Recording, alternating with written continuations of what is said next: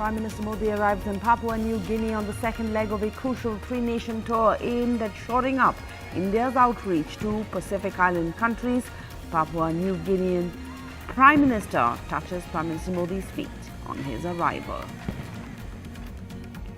The Delhi Chief Minister calls on opposition leaders over the ordnance row. The Bihar Chief Minister meets with Arvind Kejriwal, vows support to the AAP chief in the Rajya Sabha. The Delhi Chief Minister now to meet Mamata Banerjee, Sharad Pawar and Uddhav Thackeray next.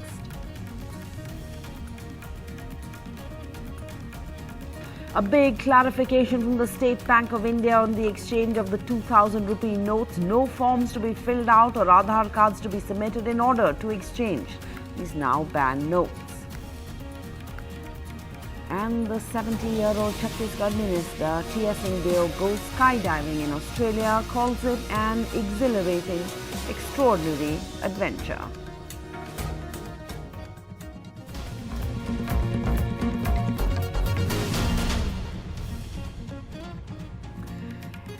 India's Prime Minister Narendra Modi received a ceremonial welcome in Papua New Guinea, a visit aimed at shoring up India's outreach to Pacific Island countries with an eye on countering India's growing footprint in the Pacific.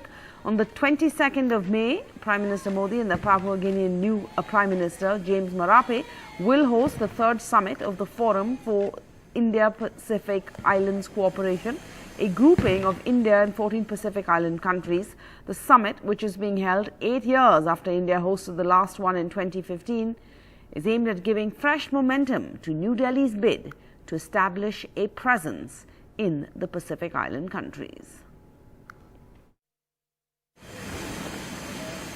Papua New Guinea's Prime Minister James Marape touching Prime Minister Modi's feet as he landed in the island country on the second leg of his three-nation tour. This was followed by a hug between the two counterparts. The image of one Prime Minister showing this kind of respect to his elder counterpart by embracing the visitor's tradition is a rare one in the world of diplomacy. Also a resounding affirmation of Prime Minister Modi's personal popularity and India's heft. While Papua New Guinea doesn't usually give ceremonial welcomes to any leaders visiting the country after sunset, an exception was made for India's Prime Minister.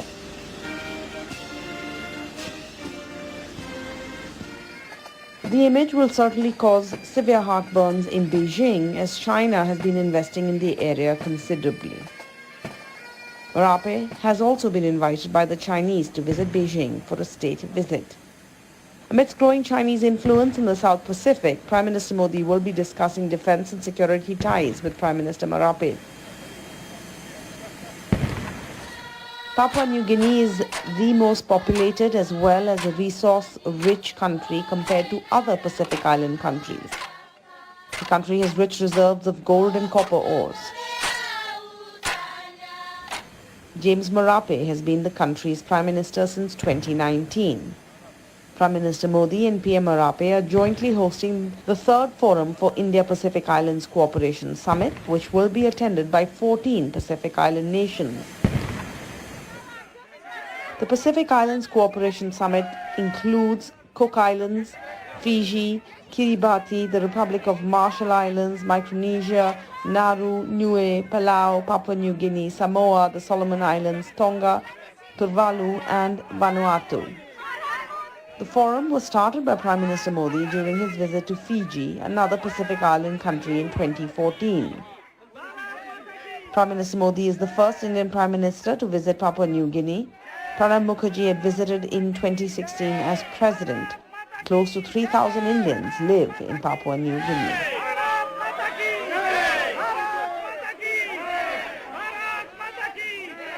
So the first visit by an Indian Prime Minister to the largest of the Pacific Island nations comes as New Delhi's hostilities with Beijing have prompted it to work more closely with countries such as the United States, Japan and Australia in the Indo-Pacific region. The Prime Minister has just come out of a packed weekend which included a Quad summit and a G7 summit in Japan. And yesterday at the Quad summit, we also saw a special bonhomie play out between the leaders in attendance.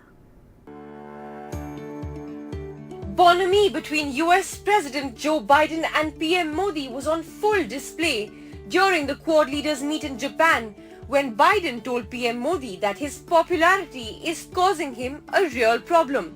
The President of the United States himself walked up to PM Modi and greeted him with a warm hug.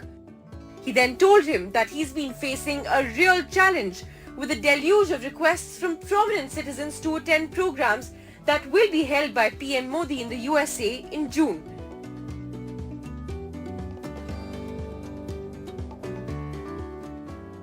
The Biden government will throw a state dinner in honor of the PM during the June visit. President Biden added that although all tickets to PM Modi's event in Washington are sold out, he is still getting thousands of calls from NRIs who want to attend the function. In fact, Australian Prime Minister Anthony Albanese, who too was present at the meet, had the same complaint with the Indian Prime Minister, who said that although there is a capacity of 20,000 for his community reception in Sydney, he is still not being able to accommodate the requests he's getting. PM Modi is to address Indian diaspora at a community meet in Sydney on Tuesday and will also interact with top Australian CEOs and businessmen. After listening to this exchange, President Biden said to PM Modi that he'd like to take his autograph. PM Narendra Modi's popularity has already been established by the huge mandate that his party had won in the 2014 and 2019 general elections, but now it seems that he is now as popular globally as he is in India. And now back home, the finishing touches are being put in place for the third G20 Tourism Working Group meeting to be held on the 22nd to the 24th in Srinagar amidst heightened security in the region. Now, this is the first major international event in Jammu and Kashmir since its special status was scrapped in 2019 and it was bifurcated into two union territories. Now, around 60 delegates from G20 countries are expected to attend this meeting in Srinagar. Earlier, it was expected that over 100 delegates would attend, but the participation of member countries of the world's most powerful club is really seen as an endorsement of India's stand. But as of now, China has opposed the holding of a G20 meeting in Kashmir, while Turkey and Saudi Arabia have not registered for the event to be held in Srinagar.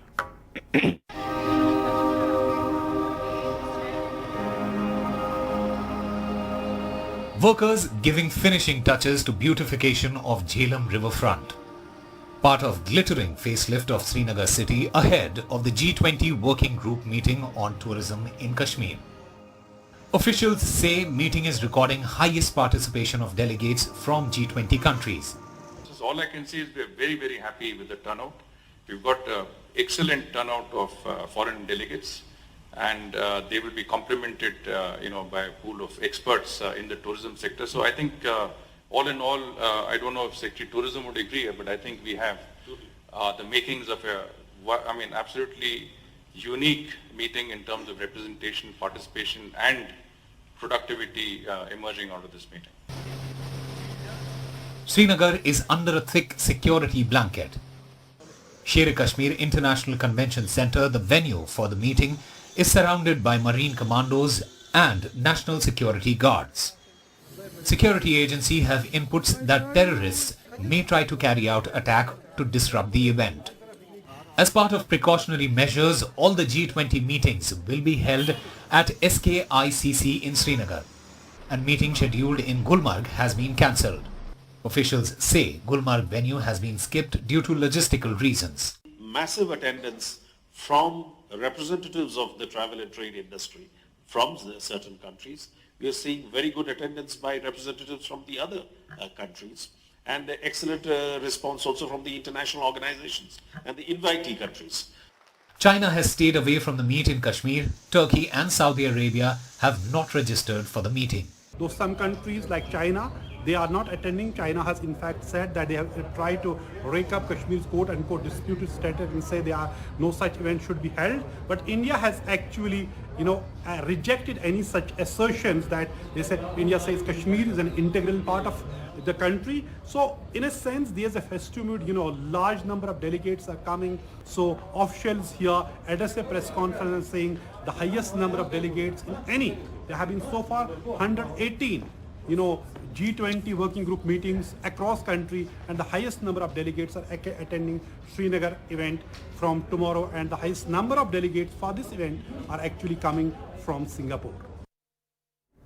And the State Bank of India on Sunday clarified that the 200 rupee denomination notes can be exchanged at banks without having to fill any forms, without having to obtain any requisition slips, or the need to submit any identity proof at the time of the exchange of notes. Now, the bank statement or clarification comes amidst rumors and misinformation being circulated on social media that says tenderers will have to submit forms along with identity documents such as Aadhaar cards when they go to banks.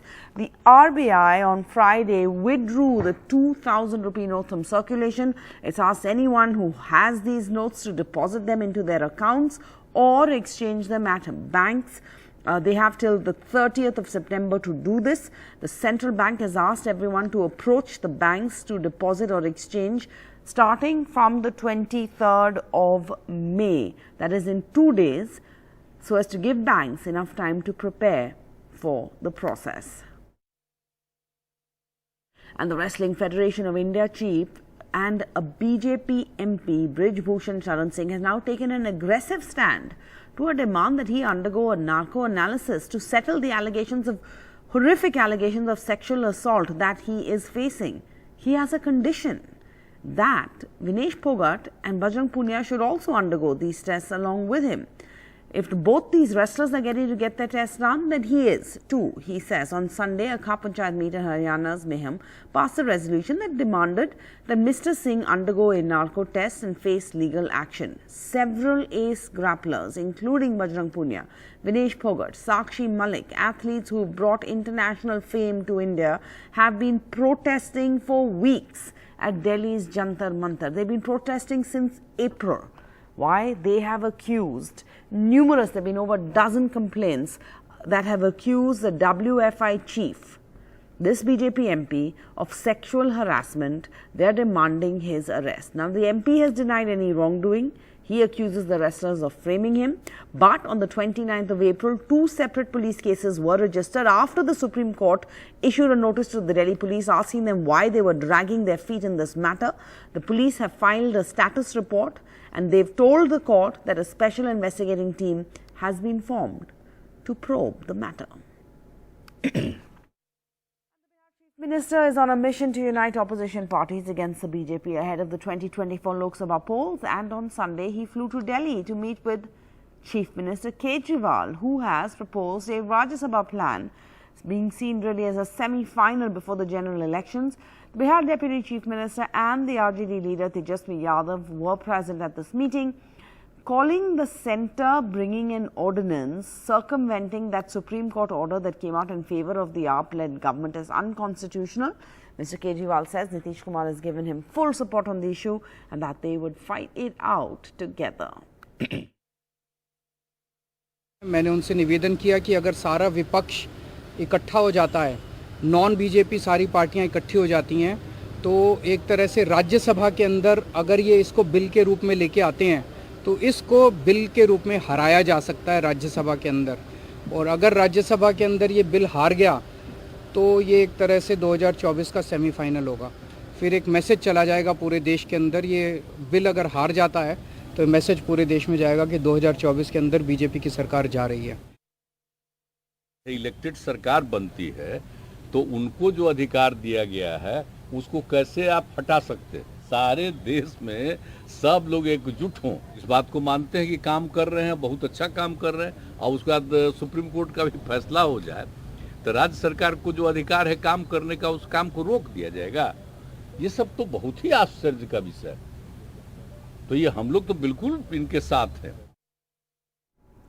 Meanwhile, the BJP has reacted to the Nitish Kumar Arvind Kejriwal meet. They held a press conference where they defended the centre's ordinance that took place at late on Friday night at 9:55 on Friday night, hours after the Supreme Court closed for summer vacation.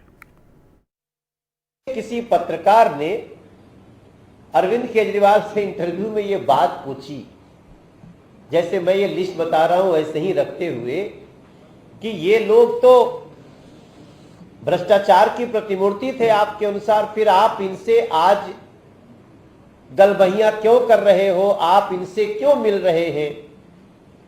तो अरविंद केजरीवाल का जवाब था कि अभी हमको नरेंद्र मोदी और अमित शाह जी को हराना है, इसलिए मैं इनसे मिल रहा हूं. And some horrific news from Bengaluru. A young woman has died on Sunday after her car got submerged in a flooded underpass in Bengaluru. This young woman, only 23 years of age, was declared dead and being taken to a hospital nearby. Others who were traveling in the car were managed to be rescued by personnel from the fire department. This young woman works at Infosys in Bengaluru. She was touring the city along with her family from Vijayawada in Andhra Pradesh. The Karnataka Chief Minister, the new Chief Minister, newly sworn in, Mr. Siddaramaiah, has announced a compensation of 5 lakh rupees for the family of the deceased woman. He visited the spot where this horrific incident took place.